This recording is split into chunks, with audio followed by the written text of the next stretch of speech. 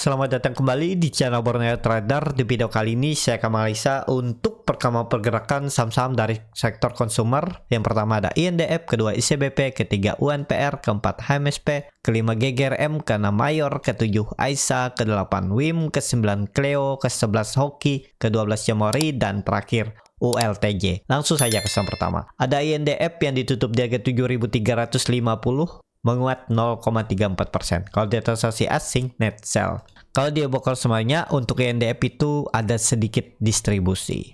Langsung saja ke teknikalnya. Untuk INDF belum kemana-mana juga, dan menurut saya untuk INDF ini bisa ada koreksi di Juli nanti ya. Coba kalau dilihat dari time frame bulanannya. Nah ini udah 3 bulan terus naik. Dari 3 bulan ke belakang dia naik udah 18%, sampai saat ini ya mungkin ada koreksinya dulu bisa sampai 7.000. Jadi kalau menurut saya untuk INDF bagi yang punya pasang trailing stop. Kalau yang untuk jangka menengah atau jangka panjang jangan dulu tambah muatan. Kalau memang mau ditambah tunggu ada koreksi. Ya kondisi seperti ini menurut saya koreksinya ya kalau nggak terlalu dalam di 7.000, tapi bisa jadi nanti koreksinya itu maksimalnya ya kalau memang masih turun sekitaran 6.500 6.600 inilah. Jadi kalaupun turun ke situ 8% 10% itu ya itu maksimal turunnya untuk INDF, ya itu area Bapak Ibu average down bisa di 7.000 sampai 6.600.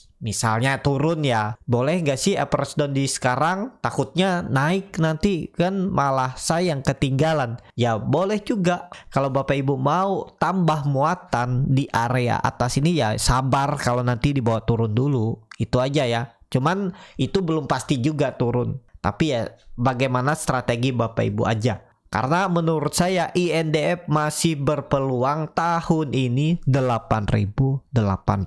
Tapi ini kembali lagi disclaimer ya. Ada peluang ke sana gambarannya. Cuman ya ada proses naik turunnya.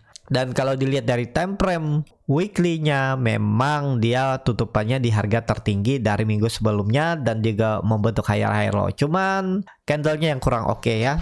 Jadi kalaupun ada koreksi itu nggak masalah menurut saya. Kalau yang untuk trading ya TP dulu lah, nanti bisa buyback di bawah atau TP setengah nanti untuk nambah average up di area bawah seperti itu. Untuk INDF langsung saja ke saham selanjutnya. Ada ICBP yang ditutup di harga 11.325 sama harga penutupan hari sebelumnya. Kalau di transaksi asing itu terus net buy. Kalau dia bokar semuanya ICBP diakumulasi. Langsung saja ke teknikalnya. ICBP sama juga ya. Lagi konsol, cuman perlu hati-hati takutnya tiba-tiba ada buangan. Ini bisa jadi swing low. Kalau ini swing low di Juli targetnya masih sama, bisa naik ke 12.000. Baru setelah itu ada koreksi lagi. Tetap nanti kemungkinan besar ICBP bisa all time high. Harusnya iya nih, menarik lah untuk ICBP. Kalau Bapak Ibu yang punya di harga-harga atas ini ya bagaimana strateginya ya. Dan plannya seperti apa? Apakah mau jangka menengah, jangka panjang, atau trading swing trade? Mungkin seminggu, 2 minggu, atau sebulan. Seperti itu ya. Untuk ICBP, kalau dilihat kondisi seperti ini, dari time frame bulanannya ada koreksi. Koreksinya tapi koreksi tipis saja, 3%. Dan ya sama, masih arahnya ke atas. Cuman ya kalau bulan depan dia naik sebentar terus ada koreksi dan konsolidasi di range 10.500 sampai 12.000, ya bisa dia potensi besar bisa all time high seperti itu. Untuk ICBP langsung saja ke saham selanjutnya. Ada UNPR yang ditutup di harga 4.260 menguat 0,7%. Kalau dari transaksi asing net sell. Kalau dibongkar semuanya UNPR diakumulasi walaupun tipis. Langsung saja ke teknikalnya. UNPR ternyata turun ya. Mau bagi dividen aja dibawa turun terus nih. Dividennya kapan? 4 Juli. Ex-date berarti hari Senin ya. Bagi Bapak Ibu yang berminat dividennya nggak nyampe 2%, bisa beli. Tapi sangat berpeluang untuk UNPR ke 4.000 lagi. Ini bisa dikatakan false break. Ini dia uptrend, gagal turun. Kemana arahnya? Ke bawah. Konsolidasi sepertinya tetap akan menjadi bottomnya 4.000 ya. Harusnya sih kuat 4.000. Jadi kalau mau beli UNPR untuk trading ya tunggu di sekitaran 4.100 ke bawah sampai 4.000 ini. Sekarang itu harga-harga nanggung, memang di area support 4.200. Nah, support minor kalau tertarik. Cuman ini udah kelihatan kan dia tuh gagal menembus 4.400-nya. Jadi untuk UNPR lebih ke wait and see dulu lah ya. Mau bagi dividen juga kan hari Senin. Kalau dilihat dari time frame weekly-nya doji, tapi ya nggak ngaruh karena baru 2 hari perdagangan. Nah, di time frame bulanannya itu dia menutup penuh 2 candle bulan sebelumnya. Jadi sangat berpeluang bisa turun dulu. Untuk UNPR uji 4.000 lagi. Seperti itu. Untuk UNPR langsung saja ke saham selanjutnya. Ada MSP yang ditutup di harga 945 menguat 0,53%. Kalau dia transaksi asing net buy. Kalau dia bukan sebenarnya HMSP di distribusi. Langsung saja ke teknikalnya. HMSP ya pelan-pelan masih arahnya ke atas. Gap potensi ditutup dia juga. Tapi agak dalam waktu dekat, tapi peluang besar menutup tuh ada. Kalau dilihat kondisi seperti ini, masih sama support kuatnya itu 900 sampai 890. Harga sekarang harga-harga nanggung. Kalau dilihat dari time frame bulanannya 4 bulan terus turun. Kalau dilihat historinya seperti apa nih? Ya tetap ya 900 harus dijaga. Kalau itu gagal jelek, tapi indikasinya bagus. Ada peluang rebound di bulan Juli, tetap bertahan. Sepertinya juga HMSP untuk saat ini ke depannya, mungkin 6 bulan ke depan juga sepertinya akan mempertahankan supportnya 900. Jadi kalau Bapak Ibu punya sahamnya ya untuk pakai stop loss, bisa stop loss kalau dia gagal bertahan di atas 900 atau toleransinya 8810 atau 890 itulah ya untuk HMSP. Jadi ya memang candlenya kurang bagus 4 bulan terus turun, tapi kemungkinan besar kalaupun masih turun lagi di bulan Juli, yaitu maksimal turunnya harusnya ya dijaga dan mulai naik lagi. Seperti itu untuk HMSP, tapi ini kembali lagi disclaimer, keputusan jual beli di tangan masing-masing dan juga belum tentu analisa yang saya buat itu sesuai dengan jalannya market. Jadi ya harus punya trading plan. Kalau yang investasi harus mengerti atau sudah riset fundamental sahamnya seperti apa. Seperti itu. Untuk MSP langsung saja ke saham selanjutnya. Ada GGRM yang ditutup di harga 27.625 terkoreksi 0,62%. Kalau dia transaksi asing net sell juga akan membagikan dividen senilai 2,3 triliun atau sekitar 83,06% dari laba bersih tahun 2022 dan mendapat dividen 1.200 per lembar saham.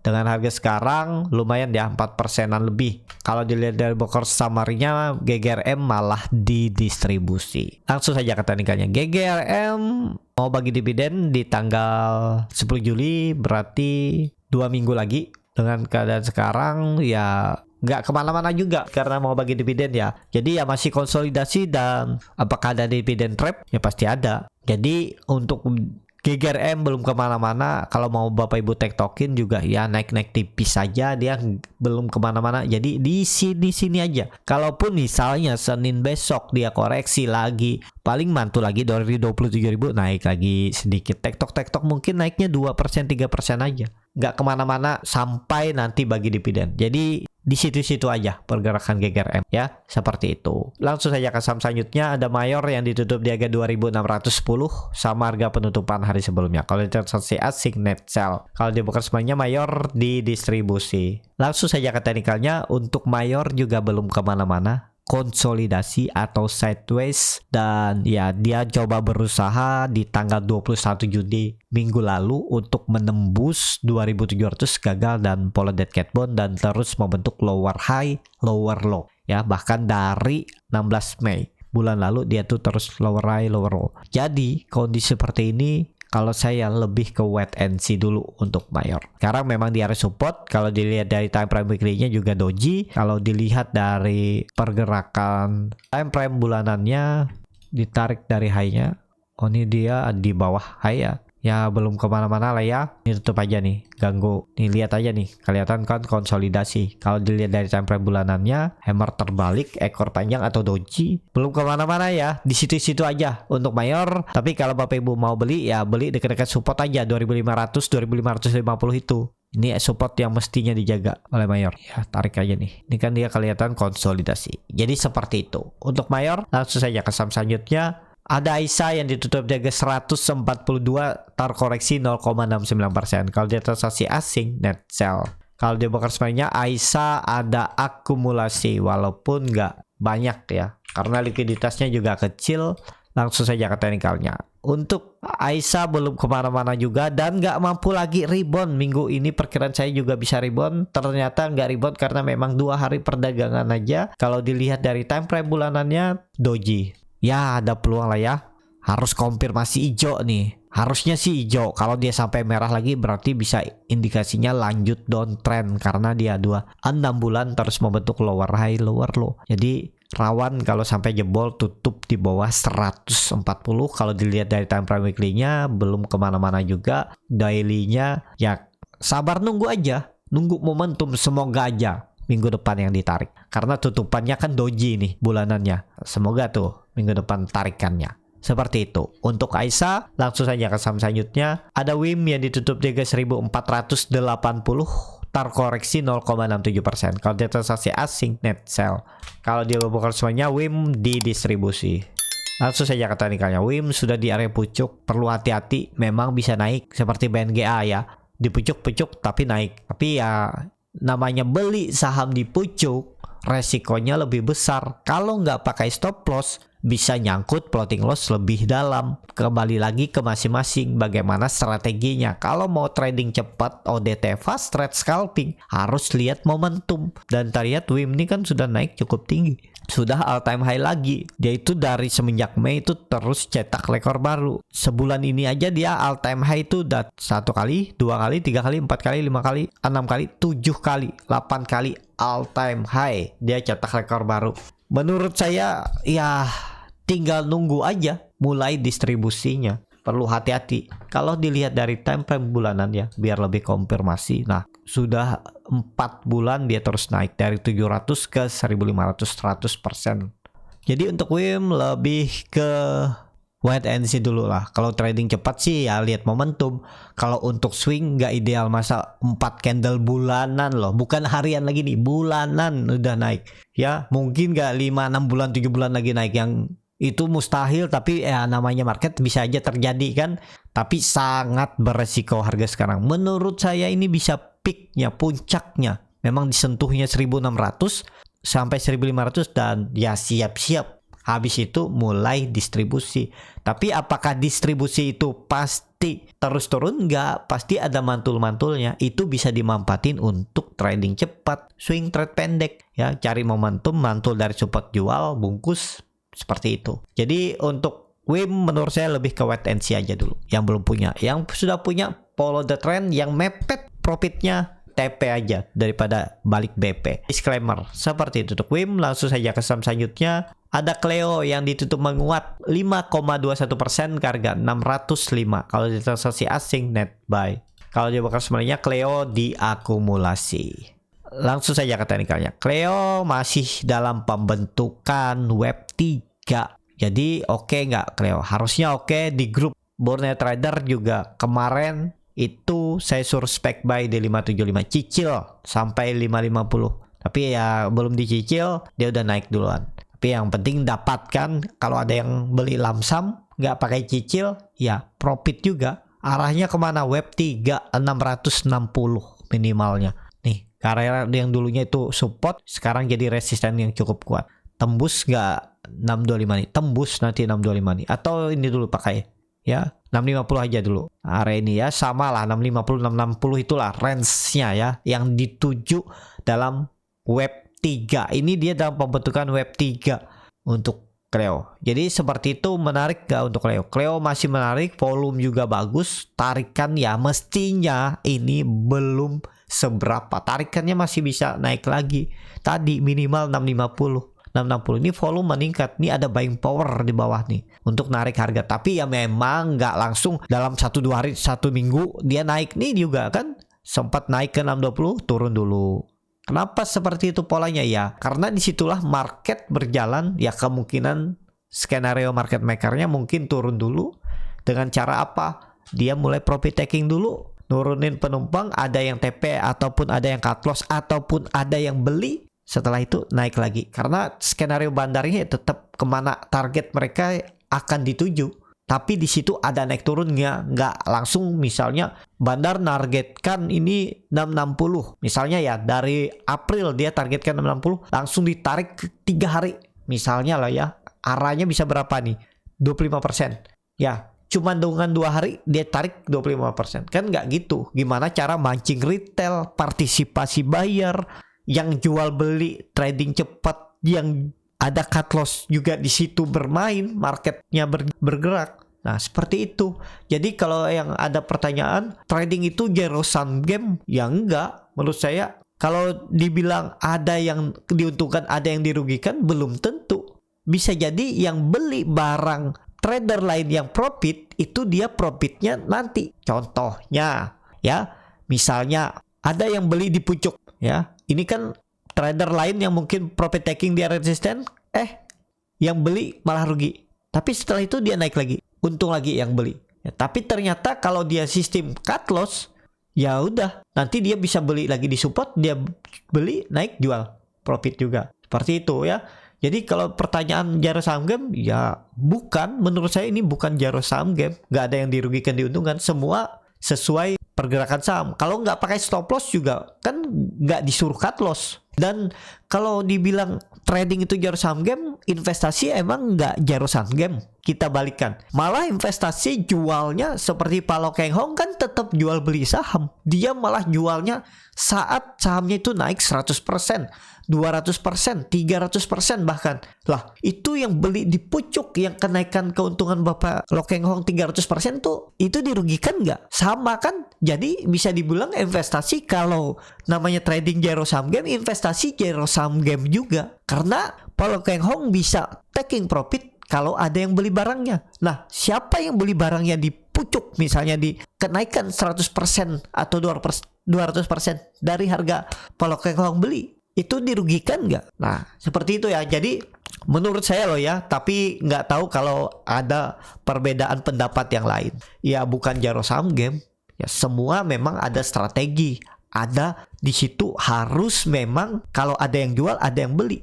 Seperti itu ya. Nah, untuk Cleo, menurut saya masih peluang ke atas. Kalau dilihat dari time frame bulanan, 3 bulan dah naik. Volumenya ya lumayan.